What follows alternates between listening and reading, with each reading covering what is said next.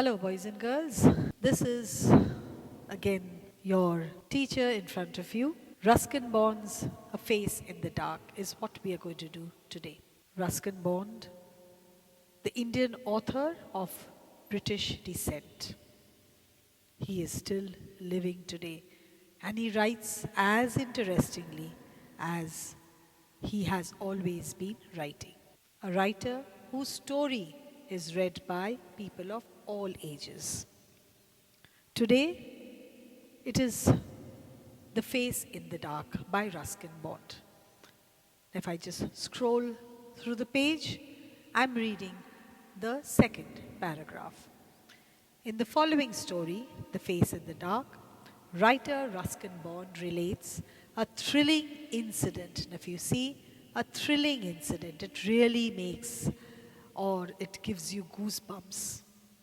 Imagine when you meet someone, you want to see the person properly. And the person, when he looks at you, you see the person. Faceless person. No face.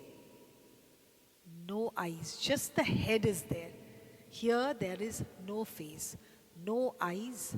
No nose. No mouth. No ears. How horrifying that is. So indeed, the incident is thrilling. And then later on, a similar incident happens. This story is set in the town of Simla, or Shimla as we say. We do say Simla or Shimla. Where is Shimla situated? In the state of Himachal Pradesh. And it is written, picturesque hills. Shimla, we know, is a hill station. And it is very picturesque, meaning it is like a picture. Beautiful. Ruskin Bond's fascination with paranormal. What is paranormal? Paranormal means with ghosts, with spirit, with something which is not normal. Finds expression in this very horrifying story, macabre tale. Then, a little bit of the story. Mr. Oliver, a school teacher, get the name of the character, the main character, Mr. Oliver. A school teacher is on his way back to school one night when he meets a strange young boy. That encounter means that meeting fills him with terror. And he takes to his heels, means he runs away as fast as he can. And when he runs away, he dashes with another person. Later to realize that there is no escape. He has run away from that faceless boy to dash with someone who is, let us see, who is he? And there is no escape for Mr. Oliver. Ruskin Bond makes useful use of elements of horror. Now, if you are asked what are the elements of horror in this story? Fear, surprise, suspense, mystery. When we are doing the question answers of this chapter, we will come to each of these aspects separately. Fear, surprise, suspense, and mystery. There is fear, surprise, suspense, and mystery all together collected in this story. If we can read the story, you see the story, the face in the dark. At the end of the story, I'll give you some points to make you understand why the story is titled A Face in the Dark by Ruskin Bond.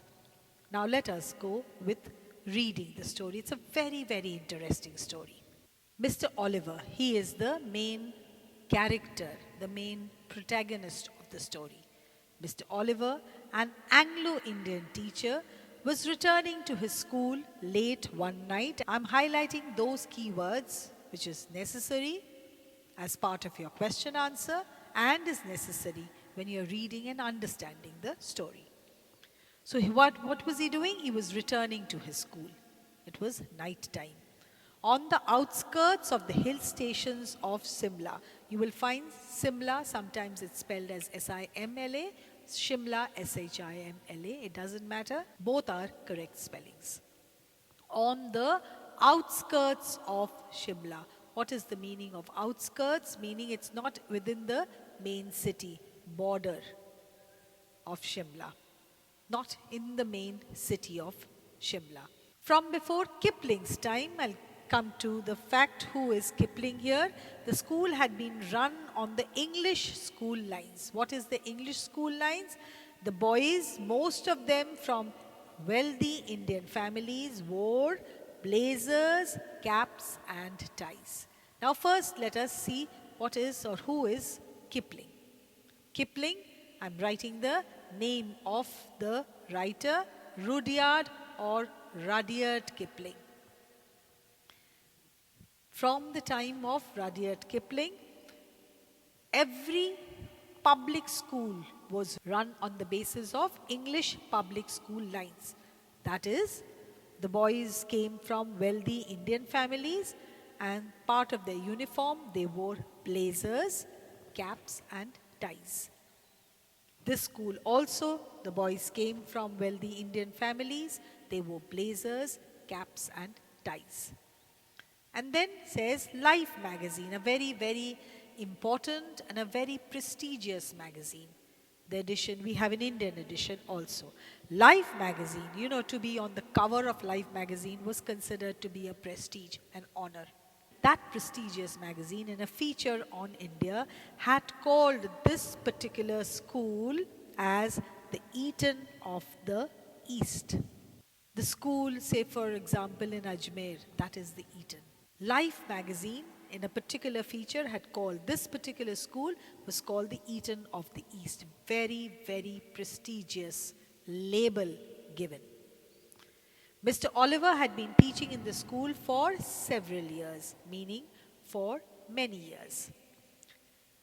The Shimla Bazaar with its cinemas and restaurants was about 3 miles from the school, which means quite a lot. The bazaar was with its restaurants and cinemas about how many? 3 miles from the school.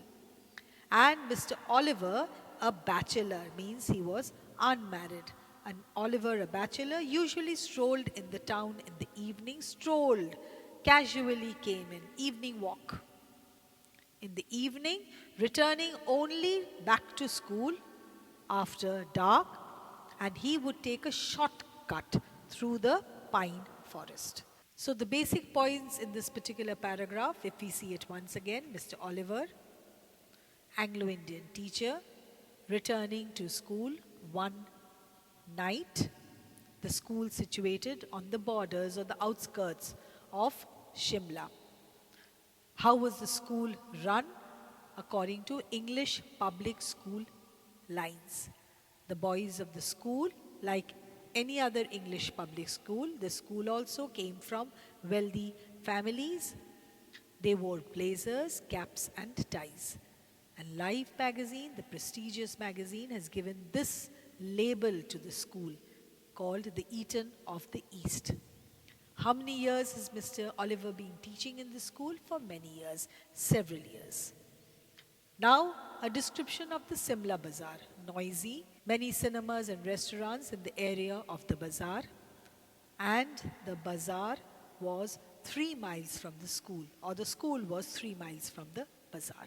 Mr. Oliver, a bachelor, every evening he used to come for an evening walk, had a walk, returned after dark, and since it was dark and he had to go to school quickly, returned to school quickly, he took a shortcut through the pine forest. This pine forest is indeed quite frightening. Why? Because if we read, you'll see that particular day when Mr. Oliver was returning through the pine forest, there was a strong wind. The pine trees made sad, eerie sounds. What does the word eerie mean? Eerie, the word eerie means very strange, peculiar sound. You know, when there is a strong wind, there is the sound because the leaves also move and there is a hush sound. So the pine trees were making such strange sounds. Whenever there is a strong wind and the pine tree makes such peculiar, eerie, strange sounds, That is the reason why people do not or avoid the pine forest shortcut. They mainly, wherever they're returning, they mainly take the main road. But Mr. Oliver, no. Mr. Oliver was not a nervous or an imaginative man. He was not frightened of anything. He never imagined, oh my God, the pine trees are making a sound, there must be a ghost. He was never imaginative. So because he was not imaginative and because he was not nervous, he took this shortcut through the pine forest. He carried with him a torch and in the gleam. What does the word gleam mean? Gleam means in the light. In the light of the torch, he could see. But unfortunately, the batteries of the torch was becoming low battery. The batteries were running down.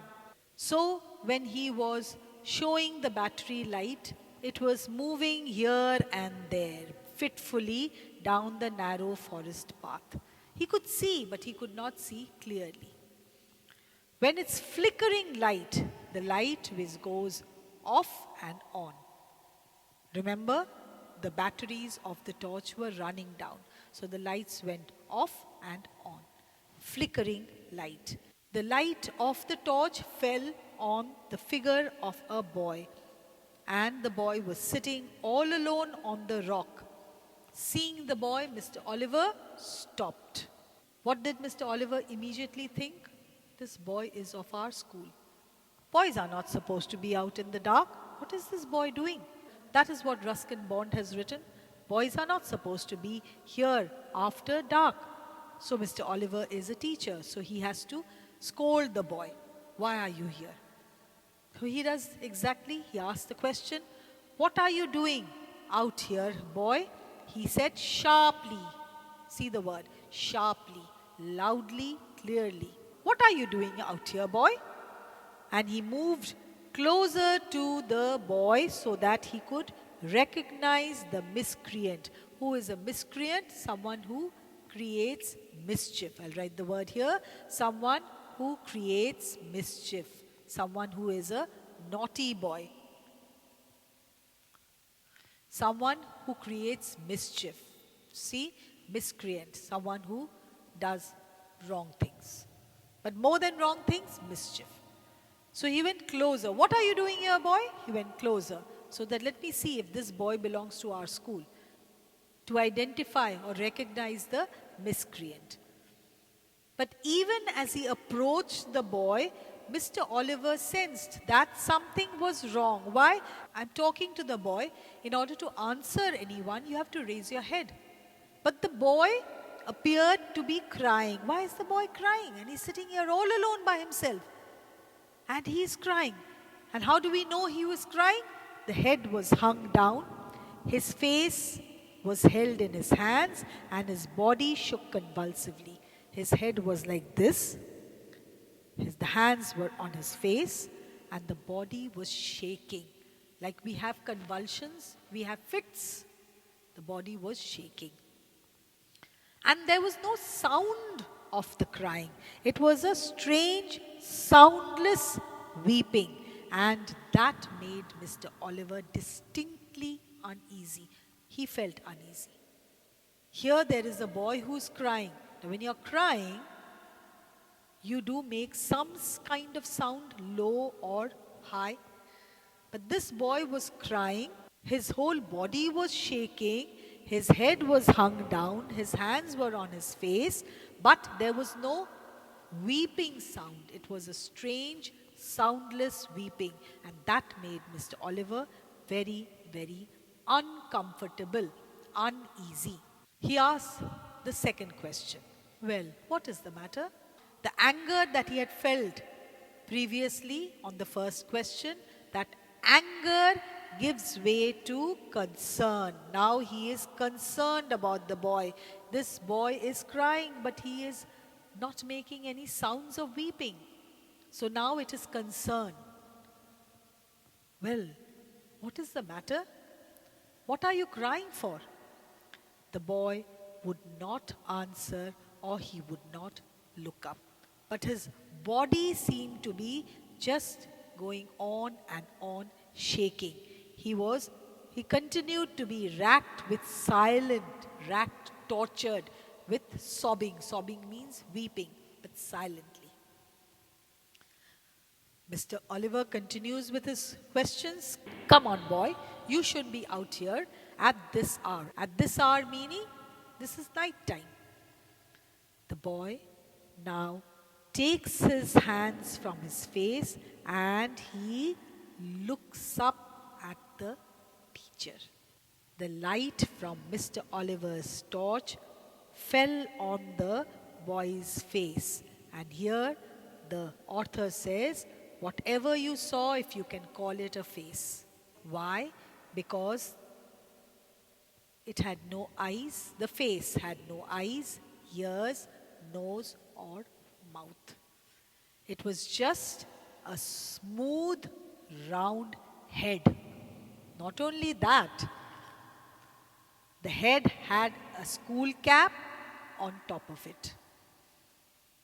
So faceless, just the head and the school cap on the head. The author says, and that is where the story should end. But for Mr. Oliver, it does not end there. There is something else to the story. Mr. Oliver sees this faceless boy and he's frightened. His hands are trembling and the torch falls down from his trembling hands. He runs away from that place. He turned and scrambled down, ran as fast as he could down the path, running blindly, doesn't know where he's going, through the trees, but he's calling for help. He was still running towards the school buildings when he saw in the middle of the path, the school buildings were just a little ahead. In the middle of the path, he saw a lantern. Just the lantern and nothing else. So obviously he stops a little bit. So obviously he stops seeing the lantern. Mr. Oliver, he stumbles.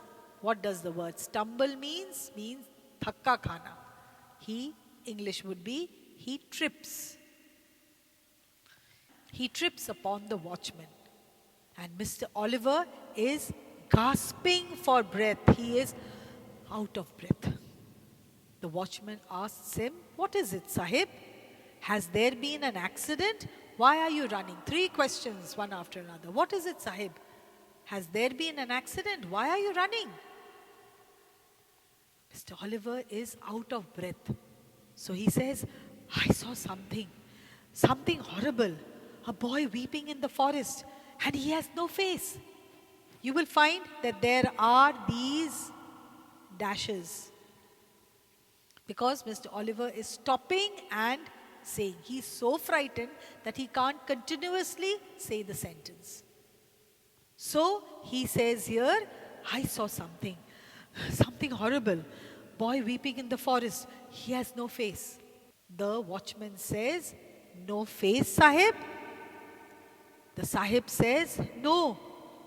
No eyes, nose, mouth, nothing. And what does the watchman do? He takes the lantern from here to his face and shows Mr. Oliver his face. Do you mean it was like this, Sahib? Asked the watchman and raised the lamp to his face. And what Mr. Oliver sees is something unthinkable. The watchman had no eyes, no ears, no features, nothing, whatever we have in our face, nothing. Not even an eyebrow. And just then, the wind blew and the lamp extinguished. Lamp was out. You can imagine, the writer does not say anything after that. What Mr. Oliver does is up to your imagination and my imagination. He runs away, he faints. What does he do? We do not know. But we can certainly understand. If such a thing happens to us, what will we do? I'll fall down. I'll become unconscious. It is night time. He has just seen a faceless boy, and he comes to the watchman. He tells him the story of the faceless boy, and the watchman takes the lantern near his face to show him his face. And it is same as the face of the faceless boy. You mean you saw a face like this? Mr. Oliver looked. What he did, we do not know, because the wind blew and the lamp goes out. What is the title of the story? The Face in the Dark. In the dark, it looked like a face. But when we see it, or when Mr. Oliver sees it in the light, it is no longer a face. It is faceless. No eyes, no ears, no mouth, not even the eyebrow. Here on your screen, there are some main points. Why the title is The Face in the Dark. The first point says, Mr. Oliver is the main character of the story. We know that. The second point. Late one night, while returning to school on his way, he sees a boy sitting. I am trying to explain why the story is named The Face in the Dark. Late one night, when he's returning to school on his way, he sees a boy sitting on a rock, head hung down, holding his face, and he is crying. The third point. Mr. Oliver tries to ask him what is he doing, why is he here at this time of the night. The boy does not reply, or he does not look up. The boy does not reply. But then Mr. Oliver requests and he looks up. Fifth point, as the light of the torch falls on the boy's face, Mr. Oliver is horrified to see that the boy does not have a face. No eyes, ears, nose, mouth. Calling for help, Mr. Oliver runs and he stumbles upon the watchman. Seventh point, the watchman asks him, why are you running so frantically, so in such a frightened way? Mr. Oliver says, I saw a faceless boy. He was weeping.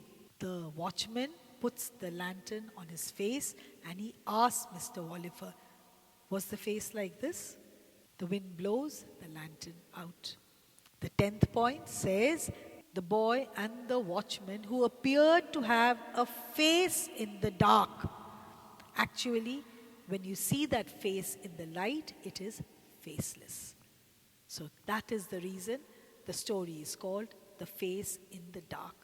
In the dark, it seems that they have a face. I mean, in the dark, all of us, we know all of us have a face. But here the boy and the watchman, in the dark, they seem to have a face. But when that is put into the light, it is faceless. So thus the story is called The Face in the Dark. When you see the picture, when you see a stage performance, you will understand it is really, really frightening. Try to read the story with no one around, all alone in the night. You will understand what kind of picture the writer wants to create and immediately attract the attention of the audience, immediately arrest the attention of the audience. I hope you liked the story and you liked my explanations too. Thank you. Meet you next time.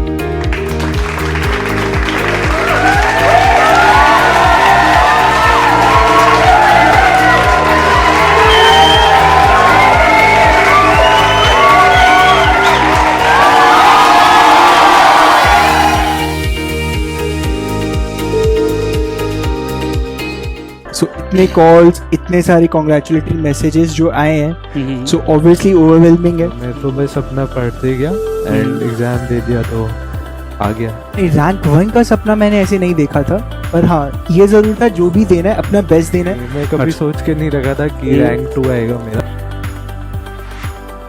मेरा मानना ये है कि सबसे ज़्यादा important होता है कि आप अपना बेस्ट वर्जन बनो। एक प्रॉपर बैलेंस और एक proper schedule, that is the motto.